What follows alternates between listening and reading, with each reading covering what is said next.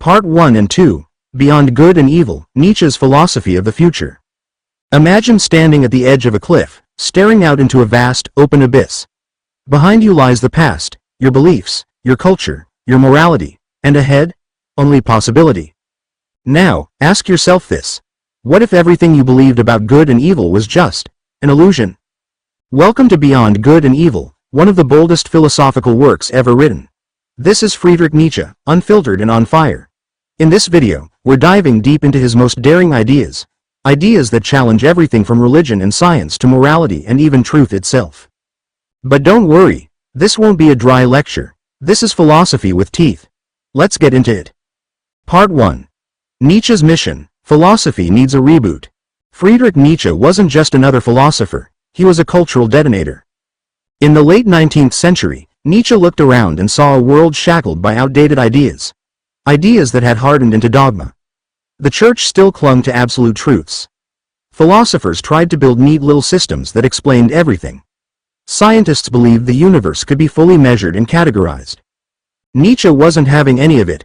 He opens Beyond Good and Evil with a sucker punch to the history of philosophy itself. He writes, "Supposing truth is a woman, what then? Wait, what? Yep. That's Nietzsche for you. He loved to provoke, to shock, to throw a wrench into the gears of polite intellectual society. But the point of that line? He's saying that truth isn't some cold, rational thing you conquer. Truth is slippery, elusive, seductive, maybe even dangerous. And here's Nietzsche's real mission in this book, to wipe the philosophical slate clean. He's not just here to ask a few questions or tweak a few theories. No, he wants to burn the whole structure down and rebuild philosophy from the ground up. Nietzsche believed that past philosophers made a fatal mistake. They pretended they were seeking truth objectively, but really, they were just dressing up their personal beliefs as universal truths. He writes, "Every great philosophy has so far been the personal confession of its author." In other words, every philosopher's ideas are just reflections of who they are, their culture, their temperament, even their biology. And that brings us to one of Nietzsche's biggest moves in Beyond Good and Evil, the revaluation of values. Part 2. The invention of morality. So, if Nietzsche thinks our values aren't eternal, then where do they come from? Here's the bombshell. Nietzsche believed that morality, as we know it, is made up, constructed, a tool, created by specific people at a specific time for specific reasons. He calls it slave morality. I know, it sounds intense, but stick with me. Nietzsche divides morality into two basic types, master morality and slave morality. Master morality comes from the strong, the powerful, the conquerors. These people don't ask, what's good, in some abstract, spiritual sense. For them, good just means strong, noble, proud, self-affirming.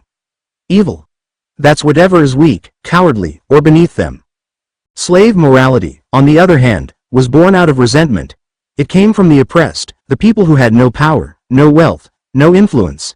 They couldn't fight back against the masters, so they got creative. They redefined the rules. They said, actually, weakness is good. Humility is noble. Suffering is sacred. And you proud conquerors, you're evil. Boom. Morality flipped on its head. This, according to Nietzsche, is the great slave revolt in morality. And the main players in this revolt? The ancient Jews and, later, Christianity. The Jews, that priestly people, who in opposing their enemies and conquerors were ultimately satisfied with a radical revaluation of their enemies' values. It was the Jews who, with awe-inspiring consistency, dared to invert the aristocratic value equation. That's Nietzsche's way of saying, they changed the game. Now, Nietzsche isn't praising or blaming here. He's diagnosing. He wants to show us that what we call good and evil aren't universal truths. They're power moves, strategies, psychological weapons in a historical struggle. And here's where it gets personal.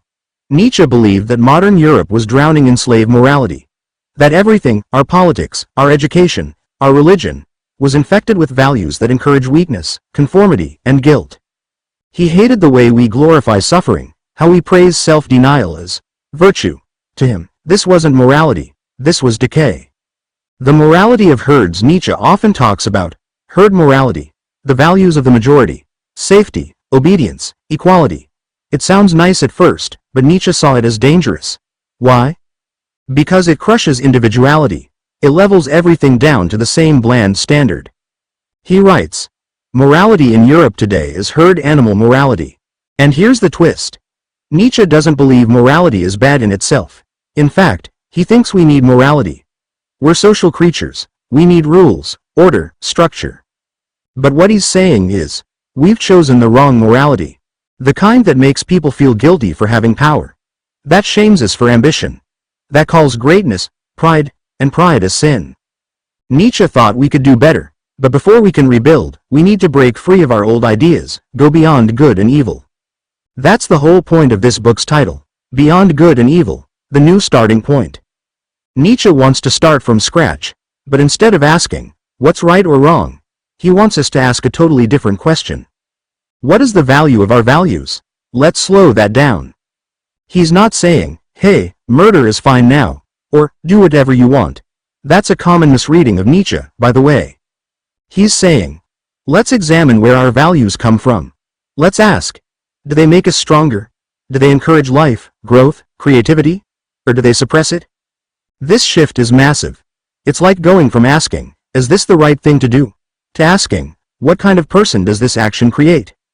Life itself is essentially appropriation, injury, overpowering of what is alien and weaker.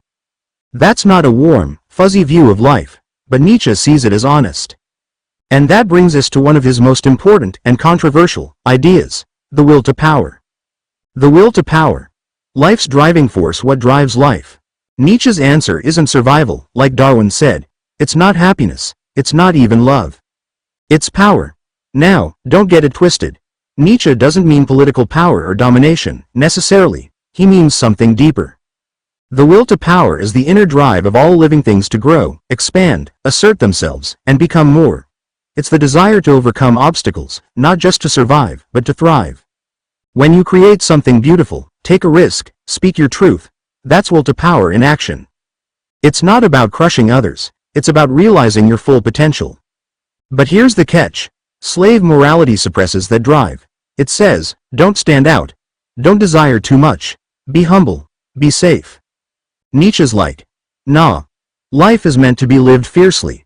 So our ideas of good and evil aren't absolute. They're inventions. Slave morality, born out of weakness, has taken over, and it's time to move beyond it, toward a new kind of life-affirming ethics. But this raises a big question. If we throw out traditional morality, what do we replace it with? Nietzsche has an answer. He calls it the philosophy of the future. And we'll explore it in part 3.